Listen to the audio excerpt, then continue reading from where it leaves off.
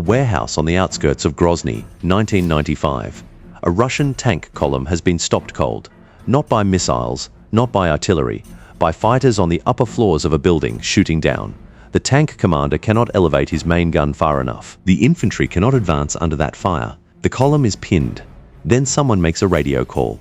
30 seconds later, a vehicle pulls forward that was never supposed to be there. It was built for a completely different war, against a completely different enemy, in a completely different decade.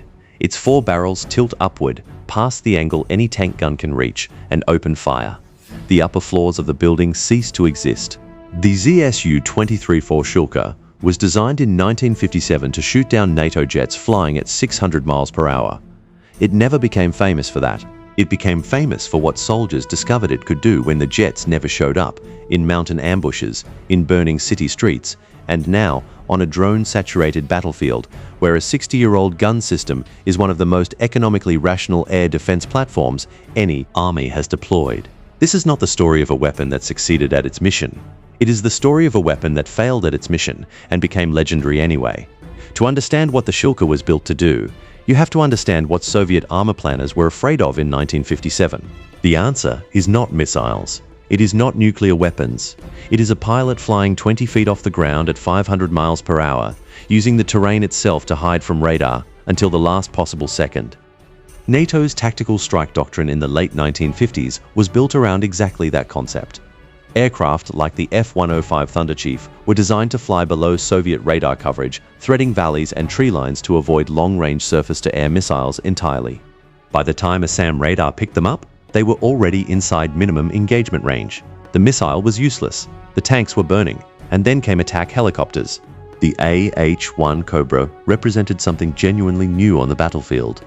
A platform that could pop up from behind a ridgeline, fire rockets or anti-tank missiles, and disappear before a conventional anti-aircraft system could respond.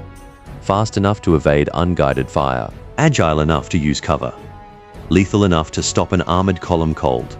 For Soviet war planners running scenarios for a potential Central European war, this combination, low-flying jets and attack helicopters, represented an existential threat to their armored formations. A tank column advancing at speed with no overhead protection was a target, not an army. The doctrine of the time demanded an answer that could do 3 things simultaneously: keep pace with moving armor across any terrain, engage targets at low altitude where SAMs were ineffective, and do it with enough volume of fire to threaten aircraft moving too fast to track, with human eyes alone. None of the systems in the Soviet inventory in the late 1950s could do all 3 at once. The problem was not finding a weapon. The problem was finding a weapon fast enough, smart enough, and mobile enough to be in the right place at the right moment.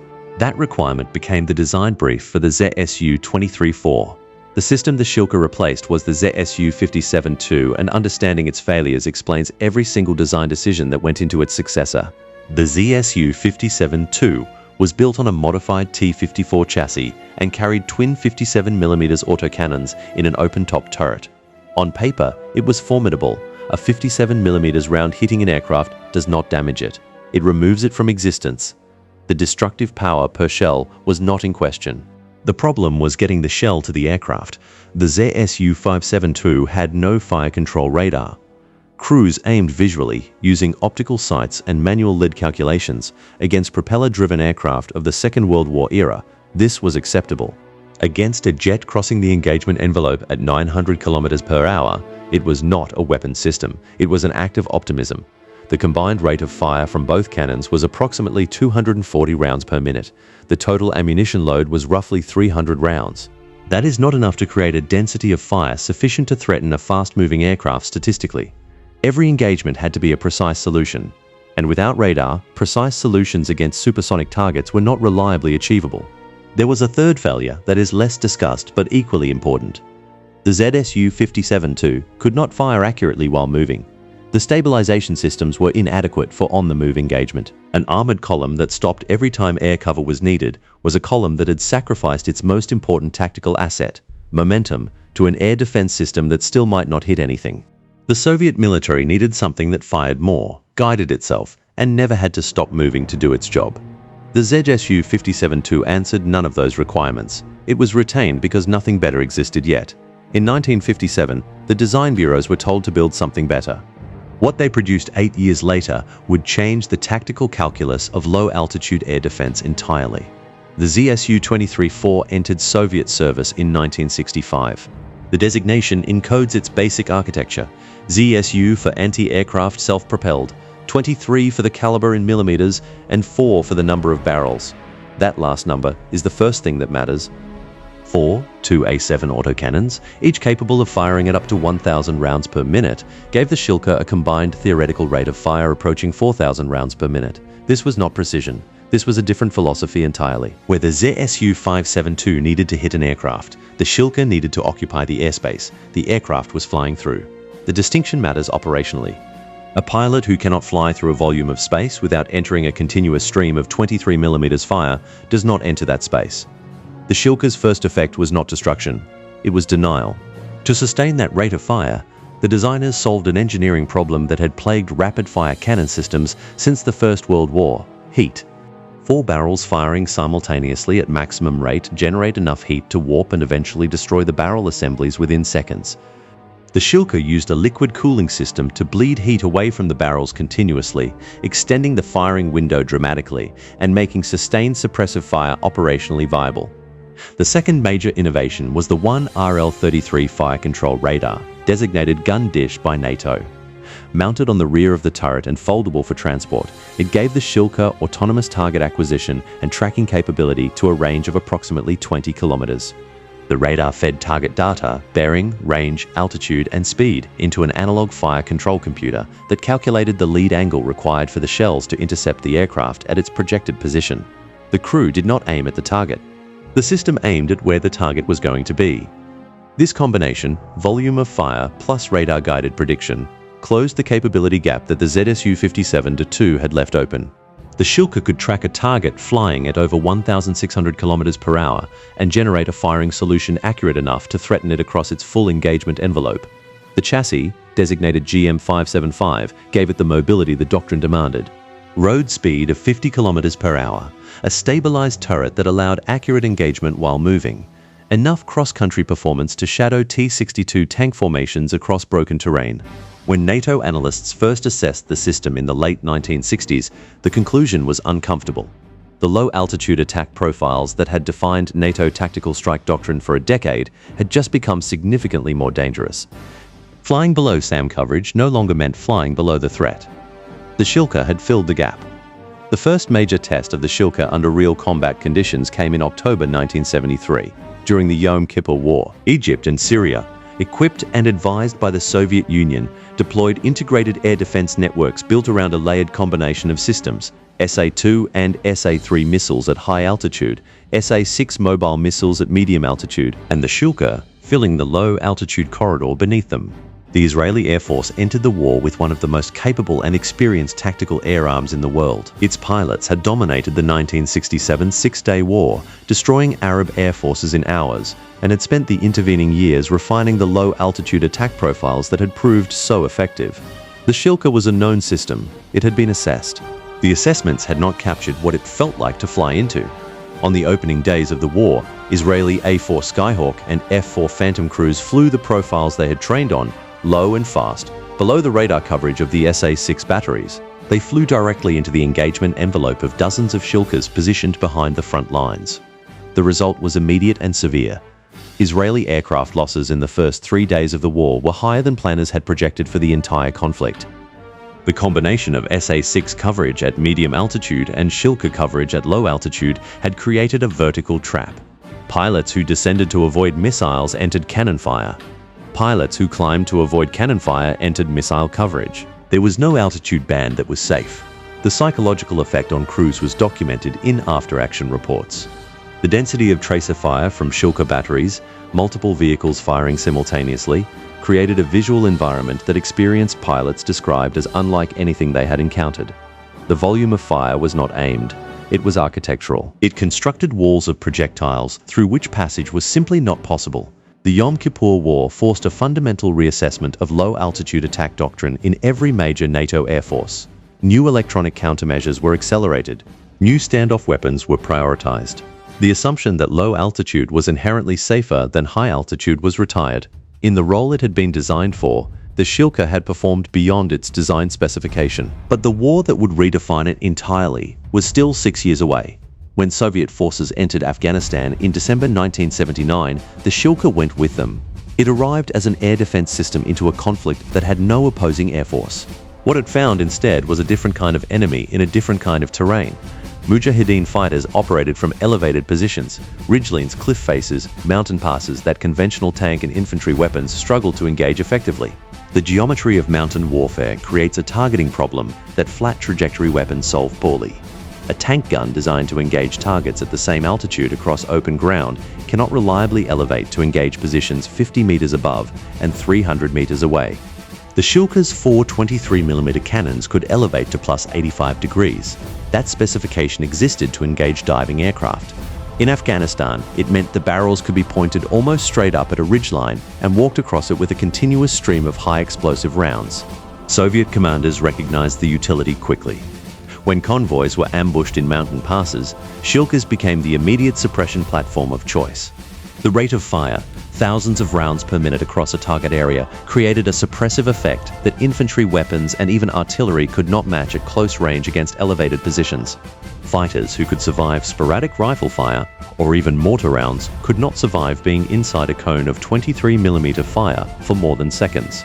The crews removed the radar systems in most vehicles. The weight savings allowed additional ammunition to be carried, and radar was irrelevant against targets on the ground. The ZSU-23-4 M2 variant formalized these modifications, doubling the ammunition capacity from 2,000 to 4,000 rounds. Afghan fighters called it the Shaitan Arba, Satan's chariot. The name was not metaphorical. It reflected a specific terror. The sound of all 4 barrels firing simultaneously, a mechanical tearing sound that soldiers described as resembling an industrial sewing machine, followed immediately by the destruction of everything within the cone of fire. The psychological effect of the sound alone was documented as a suppressive tool, independent of the physical damage. The lessons from Afghanistan were applied in Chechnya with even more deliberate brutality. In Grozny, the tactical problem was vertical in a different sense. Chechen fighters occupied upper floors of urban buildings, firing down onto armored vehicles moving through streets below. Tank main guns could not elevate enough to engage the top floors of a 6-story building at close range. The Shilka could. Crews in Grozny used the Shilka to methodically work down building facades from the top floor, clearing fighting positions window by window. The same mechanical property, high elevation, high volume, small caliber, that made it effective against mountain ridgelines made it effective against urban strongpoints. A weapon designed to protect armor from aircraft had become the weapon that cleared the path for armor through city streets. No manual had described this use case. The soldiers discovered it themselves. The assumption at the end of the Cold War was that the Shilka would gradually retire. More capable systems had entered service. The threat environment had shifted toward precision-guided munitions and high-altitude strike aircraft that 23mm rounds could not reliably reach. The system seemed to belong to a specific historical moment that had passed. Ukraine changed that calculus. The conflict that began in 2022 introduced a battlefield dynamic that defense planners had modeled but not fully operationalized. The mass deployment of cheap, small, slow, unmanned aircraft as strike platforms. Shahed 136 loitering munitions. Commercial quadcopters modified to drop grenades. First-person view racing drones converted into one-way guided weapons. Targets that cost between a few hundred and $30,000. Flying at low altitude, often in groups, at speeds that surface-to-air missiles are not optimized to engage economically. The cost problem is not abstract. Firing a missile worth $250,000 to destroy a drone worth $15,000 is not a sustainable exchange rate at scale.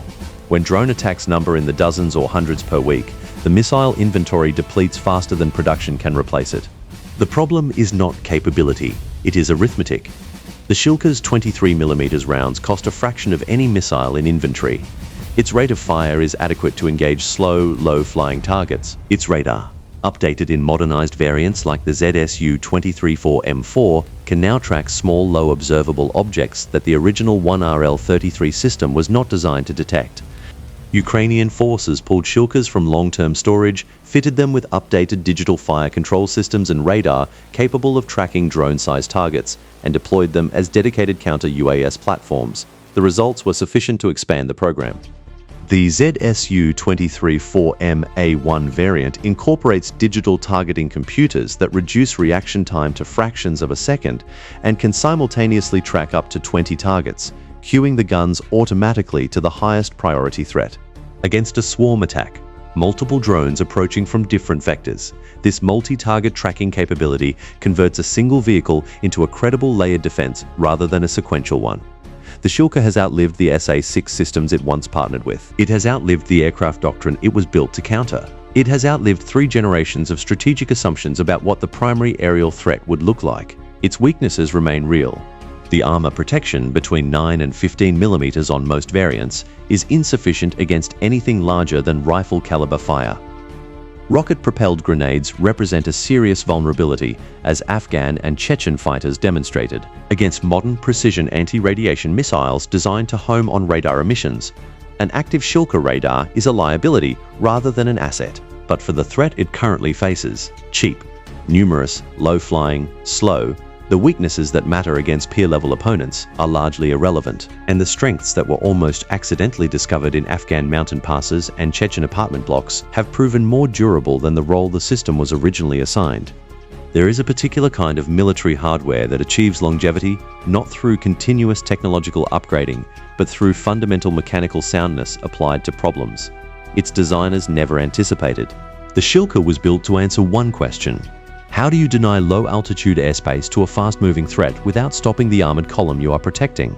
The answer it provided in 1965 was good enough to remain relevant across 6 decades of warfare because the underlying physics of the problem, volume, velocity, angle, do not change when the target changes from a jet to a helicopter to a gorilla on a ridgeline to an apartment building to a commercial drone. Every war the Shilka fought after 1973 was a war it was not designed for. It fought them anyway. The soldiers who repurposed it were not following doctrine. They were solving problems with the tools they had. That adaptability was never a design feature. It turned out to be the most important one. Subscribe, because the most important question about any weapon is never what it was built for. It is what it does when the original plan runs out.